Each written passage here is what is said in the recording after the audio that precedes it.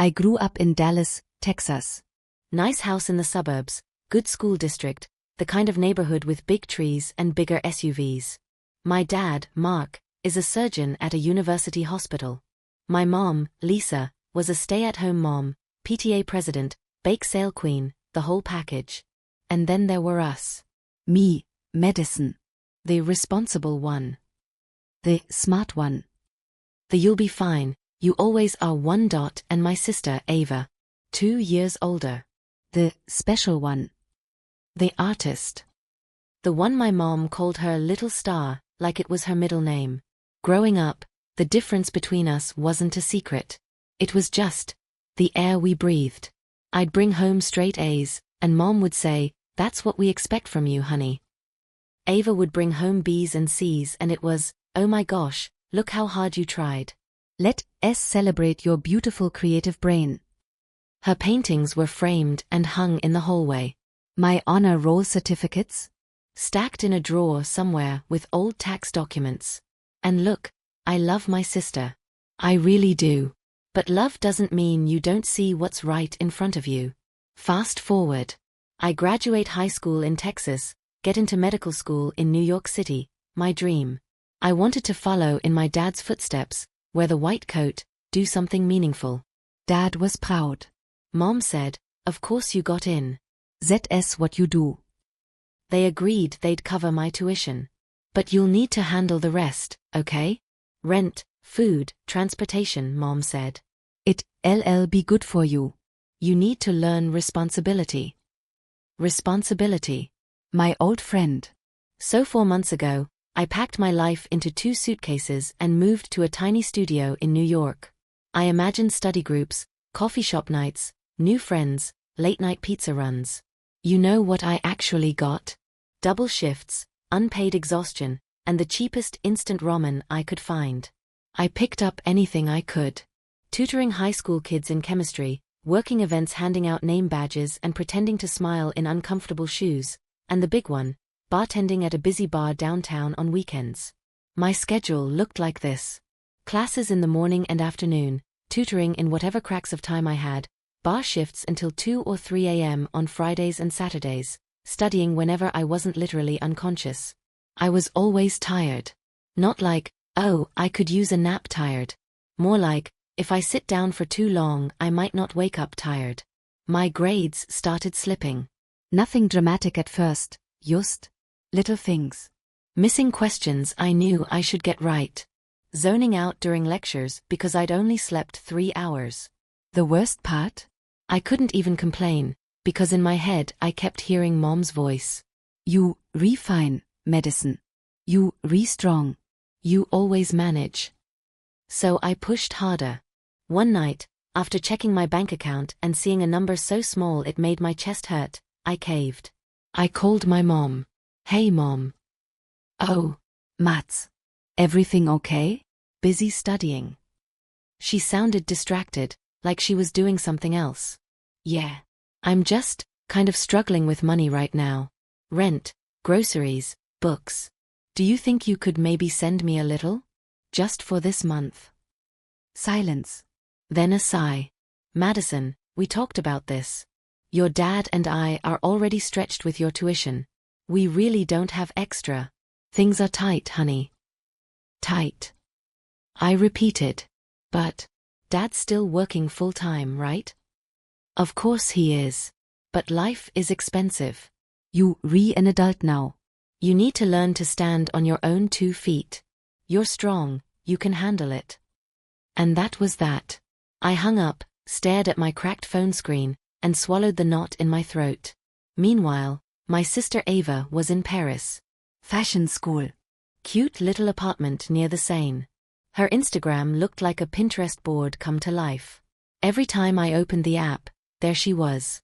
Posing in front of some tiny Parisian cafe with Lotte A Artiste ATA fashion show, wearing something that definitely cost more than my monthly rent. Weekends in Monaco, Milan, Florence.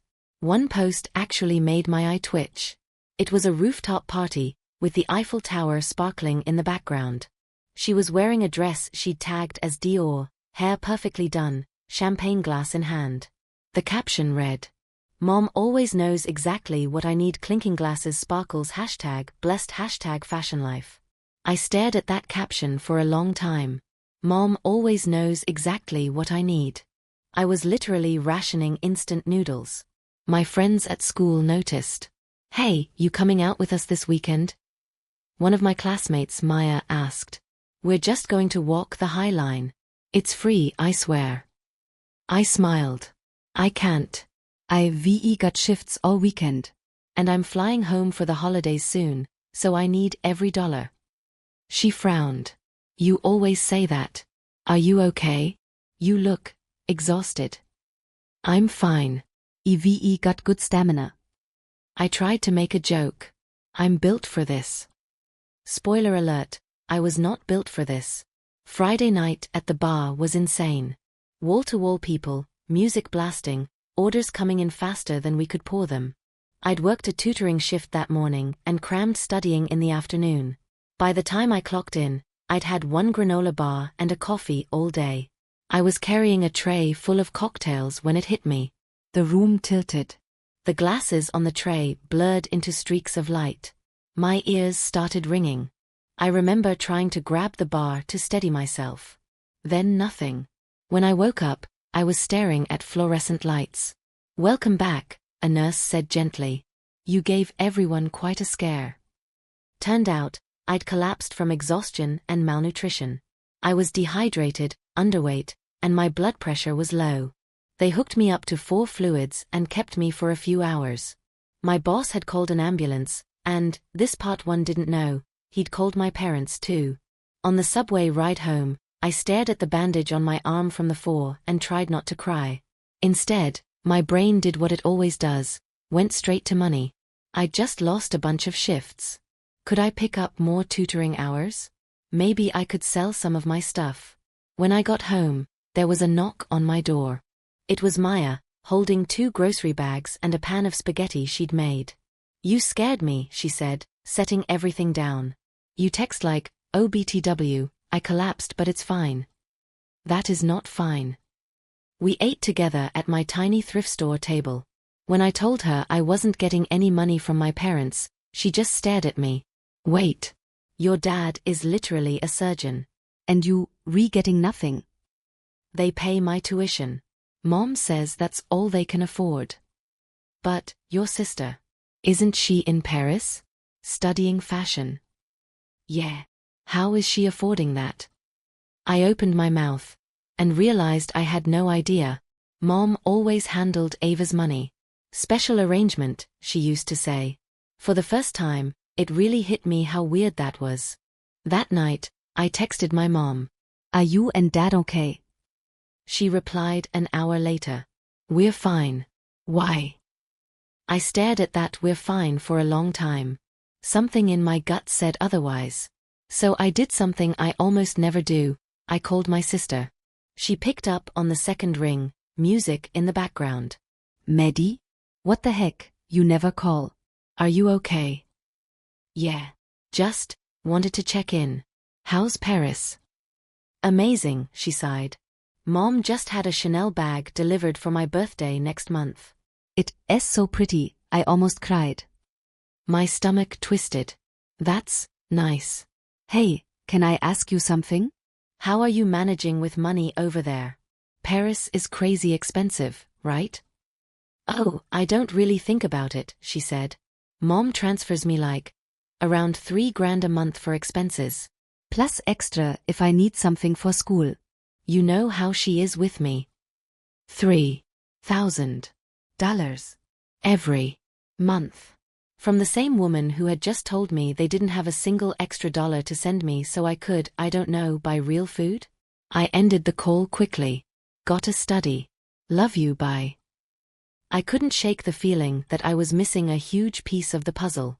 So I made a decision. I was going home for Christmas. Just for one night, because that's all I could afford, but I needed answers. I booked the cheapest flight I could find. Crammed myself into a middle seat and tried not to think about how much that ticket cost. When I walked into my parents' house, my dad's jaw actually dropped. Madison. You've lost a lot of weight, he said. Are you feeling okay? I'm fine, I lied. Mom hugged me, a little too tightly, then pulled back and stared at me like she was seeing a stranger. For lunch, she made salad, soup, and her famous honey garlic chicken wings. I hadn't seen that much food in one place in months. We sat down, just the three of us. Dad, as usual, broke the silence. So, he said slowly, studying me. Are you eating well in New York? I hesitated. For once, I decided not to sugarcoat it. Not really. It's been tight. What do you usually eat? He asked. Instant noodles. Bread. Discount pre-made meals. I tried to laugh. The cafeteria is too expensive. How much is the cafeteria? He asked, frowning. Like $5. He blinked. Is the money I've been sending not enough for you? I set my fork down. What money? The allowance, he said carefully. The $2,000 a month I told your mom to transfer to your account. Is that not enough? Do you need more? The room went so quiet I could hear the clock ticking on the wall. Dad, I said slowly. I haven't gotten a single dollar from you. All semester. His face went white. What do you mean, you haven't gotten any? He turned to my mom. Lisa, have you not been sending Madison the money? My mom stared at her plate. Lisa, he repeated, voice sharper. Have you been sending the allowance like I asked you to? She stayed silent. My heart was pounding so loud I could feel it in my throat. Are you sick? I blurted out. Did you lose your job? Are we broke? Is that why? No, Dad cut in. I'm still working. We're not broke. He looked truly confused now. What is going on? How is Ava affording Paris if money is so tight? I asked, the question that had been eating me alive for weeks. Dad frowned. What do you mean, how is she affording it? I gave your mom a budget for both of you. Madison gets this much, Ava gets this much. Everything else is our savings and retirement. He turned back to my mom. Lisa, talk. Finally, she spoke, voice barely above a whisper. I haven't been sending Madison the money. What? Dad's voice cracked. You haven't. Why? There are just so many things we have to pay for, she said quickly. The house, the bills, everything Ava needs. The house is paid off, Dad interrupted. You know that. What do you mean, everything Ava needs? Mom straightened, defensiveness flashing across her face. She's in Paris, Mark. Studying fashion. It's expensive. She has to look the part. She needs clothes, connections, events. That world is brutal. If she shows up looking like some middle-class American girl, she'll get eaten alive. I stared at her. So I asked for money, even a little, I said, and you told me you didn't have any. While you were sending Ava, what, $3,000 a month? Mom's head snapped toward me. How do you know how much I send her? Because I called her. She told me. Dad's hands were shaking now. Wait, he said quietly. Are you telling me? You've been taking the $2,000 I set aside for Madison, not sending it to her, and giving it to Ava instead? And more, I added quietly. Ava said you send extra whenever she needs something special. Mom's eyes flashed with anger and fear. You don't understand, she said. Ava is different. She is delicate. Sensitive. She doesn't have the toughness you do, Madison. She needs help. You'll be fine. You always are. I felt like someone had punched me in the chest. So I don't need help because I'm, what? Less special? I asked. You're strong, she insisted. You like your father. You'll land on your feet. Ava. She is my little star. She needs to shine. Dad's face had gone a shade of gray I usually only saw on his patients. How much, he asked very calmly, have you been sending her? Mom hesitated. $3,000 a month. For living expenses. And the extras, he pressed. I don't know. $2,000-3,000 some months. For events. Bags. Shoes. Things she needs. He stared at her.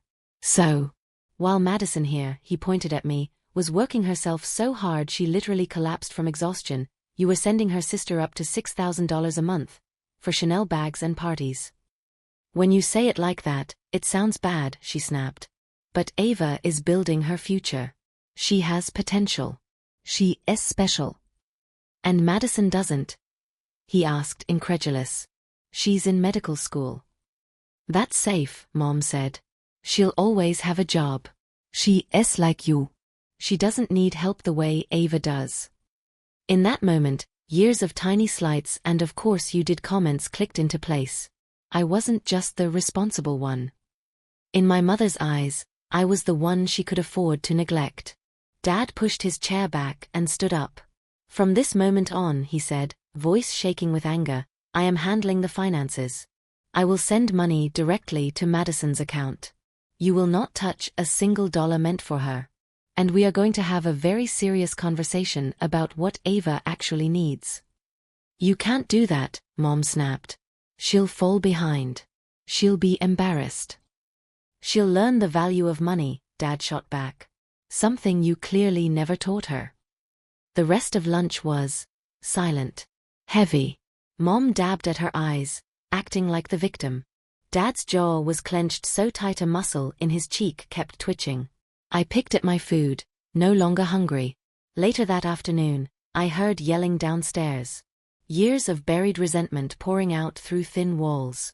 Words like favoritism, lying, retirement, trust floated up the stairs. I lay on my childhood bed staring at the glow-in-the-dark stars I'd stuck on the ceiling in middle school, realizing my entire family dynamic had just been cracked open. That night, Dad knocked on my door. Can I come in? He sat on the edge of my bed, looking exhausted. I'm so sorry, Madison, he said. I had no idea. I thought you were getting your allowance. I thought Ava was on a modest budget. I trusted your mother. It's not your fault, I said automatically. It is, he argued. I should have been paying attention. I've been working so much I just handed everything over and assumed it was fine. He rubbed his face. I called Ava, he admitted. Told her things are changing. She wasn't happy. What kind of changes? I asked. She'll be getting $1,000 a month now, he said. Same as you. Anything above that, she earns herself. I let out a low whistle. She's going to hate that. She already does, he said dryly. She threatened to drop out. I told her that's her choice. But we're done funding a fantasy. He hesitated. There's something else you should know, he added. We have a family trust. It was supposed to be split between you two when you turn 25. Your mother has been diverting funds, setting up a separate account for Ava. I felt sick. How much? About $300,000 so far. 300,000. He continued. I've frozen that account and started the legal process to get the money back into the trust. It'll take time, but it's happening. He looked at me, eyes wet. And in the meantime, I'm going to do what I should have been doing all along, he said. Taking care of you. You, my daughter. You deserve better than this. For the first time in months, I believed him. That night, my phone lit up with Ava's name. What did you say to Dad? She demanded the second I answered. The truth, I said. That I've been working multiple jobs. That I collapsed. That I'm living off instant noodles while you're getting thousands of dollars a month. That's different, she snapped. Do you have any idea how expensive Paris is? How much fashion school costs? I need to look a certain way. It's my career. Do you have any idea what it's like to pass out at work because you haven't eaten properly in days? I shot back. While your sister is buying Chanel bags and calling it networking? She went quiet. Is that really what happened? She asked finally. You collapsed. Yes, Ava. That's really what happened. Another long pause. I didn't know, she said, voice smaller. Mom never said anything. Would it have mattered if she had? I asked. Would you have said, hey Mom, maybe don't send me $5,000 this month, my little sister needs groceries? Silence. What am I supposed to do now? She finally burst out. Dad says I'm only getting $1,000 a month. I can live on that. Welcome to the real world, I said. Get a job. That's what I did. A job. She sounded horrified. I'm a full-time student. So am I said. Geht nicht, aber. She hung up on me. I flew back to New York the next day, my brain spinning. Dad transferred $5,000 into my account, back pay for the months I'd been missing my allowance, and set up regular monthly transfers. Focus on school, Mads, he said at the airport. That's your job right now. Not working yourself into the ground. The first thing I did when I got home, I went to the grocery store. Real food. Fresh fruit. Vegetables. Chicken. Rice. Yogurt. Things I hadn't bought in forever because they felt like luxury items.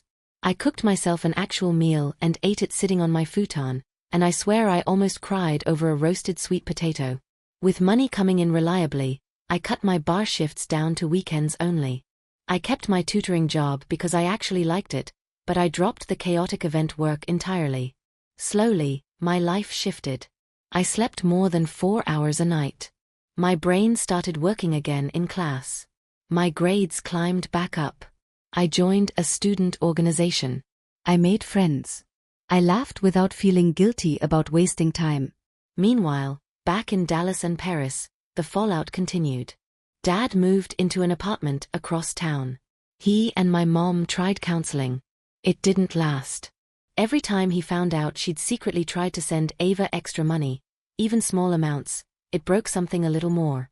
Eventually, he filed for divorce. Mom fought dirty. She wanted half of everything, plus more. But when the lawyers dug into the accounts and saw what she'd done, diverting trust funds, draining joint savings for Ava's expenses, the judge wasn't sympathetic. The settlement mostly favored my dad. It wasn't about punishing her, it was about math. Ava, meanwhile, had a full-on meltdown. For about a month. Then, surprisingly, she adapted. She got a part-time job at a little boutique in Paris. At first, she complained constantly. The hours, the customers, folding clothes. But one day she FaceTimed me from the back room, grinning. My boss is actually amazing, she said. She's teaching me the business side of fashion. Buying, pricing, margins. I'm learning so much more than I do in class. She started designing her own small capsule collections. Simple, elegant pieces made from affordable fabrics. I never would have learned how to do this if I still had unlimited money, she admitted. It's weirdly freeing. We started talking more. Like sisters, not rivals. I didn't realize how much Mom's favoritism messed with you, she said once. I just liked being the favorite. It felt good. I got used to being the one who didn't need anything, I said. The one it was safe to overlook. I'm sorry, she said quietly. Me too, I replied. But we were kids. It wasn't our job to fix Mom. Mom had the hardest time adjusting. She had to sell the big house and move into a condo. For the first time in decades, she got a job, part-time at a department store. She complained about it non-stop. But honestly, I think it was good for her. For once, she had to answer to someone who wasn't under her emotional thumb. She called me occasionally. Our conversations were shallow. Weather. Work. Are you eating? She never really apologized, not at first. She framed herself as the victim, of the court of my dad, of ungrateful children. But cracks started to show. 3 years went by. I blinked, and suddenly I was in my 4th year of medical school, near the top of my class, starting to apply for residencies. I had a small circle of close friends, a life in New York that felt like mine. Dad called every Sunday. He flew up for every major milestone. White coat ceremony, big exams, even just random weekends when flights were cheap. We'd get coffee near campus and talk for hours. About medicine. About life. About the past. I always knew you had it in you, he told me once. To be a great doctor. But what you overcome? I'm even more proud of the person you are. Ava shocked us all by launching her first independent collection in Paris. Nothing crazy, no giant runway show. Just a small, intimate presentation in a converted gallery space. Her pieces were beautiful, Minimalist. practical, sharp lines, soft fabrics, clothes for real people with real lives. Dad flew to Paris and sat front row. He sent me a picture of Ava on the runway, cheeks flushed, smile real and wide. "Look at our girl," he texted. "She's doing it. On her own." As for Mom, The divorce changed her. slowly, she moved from angry to bitter to reflective. She started therapy. One night, she called me crying. "I was always the forgotten one growing up," she said. "My sister was the pretty one, the talented one. My parents poured everything into her. I swore I'd never do that to my kids, and then I did it worse."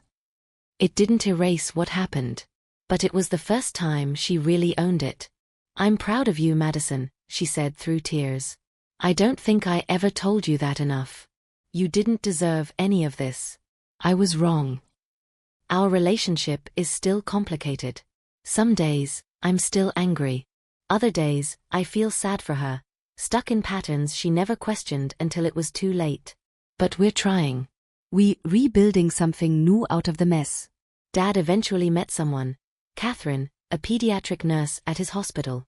She's kind and calm and doesn't treat me like a threat or a project. Seeing my dad genuinely happy at 52, starting over, is healing, honestly. This Christmas, for the first time, we're all going to be in the same room again. Me flying in from New York. Ava, from Paris. Dad and Catherine. And Mom, who agreed finally, to come without turning it into a battlefield. It won, to be perfect. There will be awkward silences, probably a few tense moments. But it will be honest. And that's new for us. Sometimes I think back to that night at the bar. The spinning room. The crash into darkness. At the time, it felt like the worst thing that could have happened. Embarrassing, scary, dangerous. But collapsing was the thing that cracked the illusion. If I hadn't passed out, my boss never would have called my parents. My dad never would have looked at me across that Christmas table and asked, "Is your allowance enough?" And I never would have said those 3 words that blew my whole life open. What? Allowance. It doesn't make what happened okay. It doesn't justify the years of favoritism, the stolen money, the lies. But it was the beginning of something better. Now, I'm not just the strong one or the one who'll be fine. I'm Madison. A medical student. A daughter. A sister. A human being who deserves support, not because I'm fragile or special or an investment, but because I'm loved. Same as Ava. Our family will never be picture perfect. There are scars. There's history. There are things we can't get back. But there's also this. We're trying. We re-talking. We're choosing fairness over favoritism. Honesty over image. Real love over performative loyalty. And that, to me, is worth everything.